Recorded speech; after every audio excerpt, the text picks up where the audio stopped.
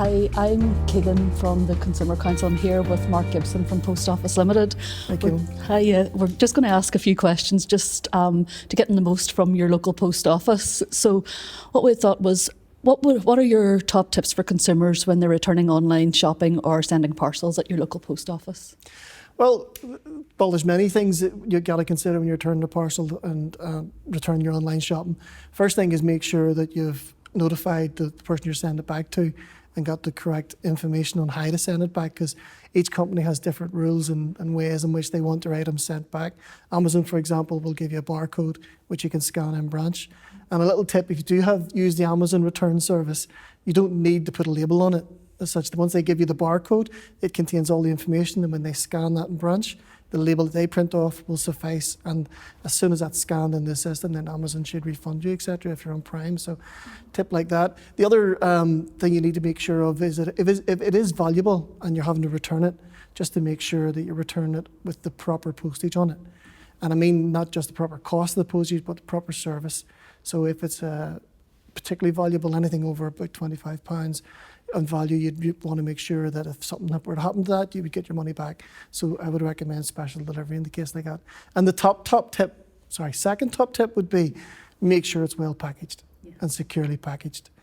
A bit of brown paper might do some things if you're returning a pillow or something like that, but anything of any sort of substance, make sure it's well wrapped up and well packaged, and that you have a return address on it, because then you've got a fighting chance of seeing it again should it get lost in the system. Absolutely. So are there any items that you shouldn't send in the post? I know on many occasions the post office staff asks what's in your parcel, so it's important to clarify why they do that. It is, and I just want to make a point that it isn't because post office employee or staff are nosy, any nosier than I am, but the issue here is that there are certain items which are technically illegal to send through the post, and those would contain flammable items like perfumes, aerosols which have an explosive potential in them, or chemicals in it. I'll give you one example of what happened many years ago. You may remember the airline British Midland. Somebody had returned a barometer in the post which contained mercury, and that mercury, the barometer broke and the mercury leaked into the fuselage of the plane, which basically weakened the fuselage of that aircraft, and it cost tens of thousands of pounds, if not more, to correct that problem, and that aircraft had to be continually checked after that, despite the fact that it caused a significant risk to the viability of the aircraft. That's just one example, but those type of items you can't send. So the Civil Aviation Authority in particular are very keen to make sure that this is enforced, and so are Royal Mail. So that's why they asked the question, what is in it? You will have seen the batteries issue with the lithium batteries exploding and catching fire. That's again why we need to know that. So you can send items with batteries that are already in them attached to the unit, but you can't send spares over and above what is in the item. So that's some of the reasons behind why it's not just that we want to know what you're sending. Yeah, it is. It's a real safety issue, especially for aircrafts. What should customers do if they have a lost item in the post? Will they get compensation?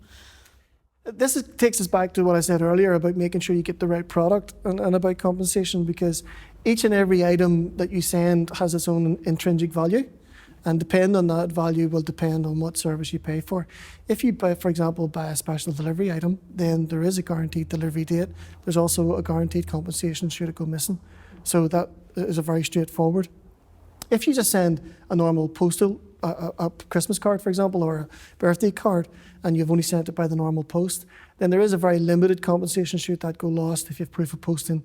And it's up to 25 times, I believe. 100 times, is it? I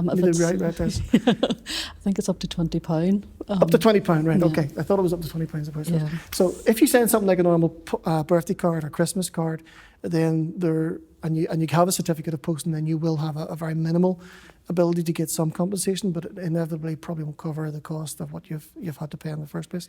So I would really recommend customers get the proper insurance or pay for the proper product when they're sending. It's important they know all of the terms and conditions of each of the products. You touched on a certificate of posting. That's a free service that Post Office offer. Not a lot of customers know that if you're sending an item, you can ask for a certificate of posting. It's not the same as a receipt. It's different. It has the address on it as well. Exactly. It's not, a receipt is just a receipt for transaction of goods. But a certificate of posting, as you say, will give you when it was posted, the date it was posted, where it was posted from, and the address it was posted to. So whilst it isn't a tracking system as such, it's not one of the tracking products, any of the tracking products you will automatically get a certificate of posting as well as the ability to track online. But even if you want one just for a normal mails item, there's the ability to ask that from the post office when you post it, but only from the post office counter. You couldn't get that if you're just posting it obviously in a letterbox, or if you're doing it online, you can't get a certificate of posting, you need to get it from the post office. Great. And just also, post offices do more than just parcels. They look at banking as well. So if a customer can they get their pension paid into a bank account, and can they withdraw this through the post office? This has become very important for us going forward, because you'll see, it'll be no news to anybody, the amount of bank branches that have closed recently. And whilst we can't be a replacement bank branch, we can do a lot of services and products that the banks do provide, particularly around basic withdrawals, cash withdrawals and deposits and those type of things. So you can use your post office to withdraw cash or deposit cash in the 99.8% of the banks in the UK. So I'd like to say virtually every bank and building society, you can deposit and withdraw cash from the post office, just as if it was one of their branches. But it's also quite important when we come on to the post office card account. Now, even though that's called the post office card account, where people get their pensions and benefits and whatnot, it's actually owned by the government, and that will be stopping shortly. And a lot of people will have noticed that the government has been asking for them to open up bank accounts, and they've been a little bit worried about this and concerned because they like going to the post office and they like using it. Let them rest assured they can still continue to use the post office, and we would encourage them to.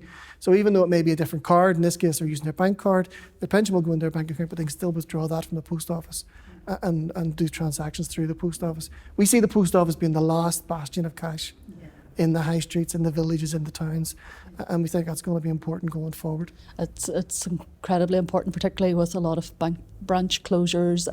It tends to be the only place that's left in the village, as you say, to get cash out, especially if there isn't a free ATM or exactly. cash machine. That's another important point, that all our withdrawals are free to access. They're not a charge, and it's a face-to-face service.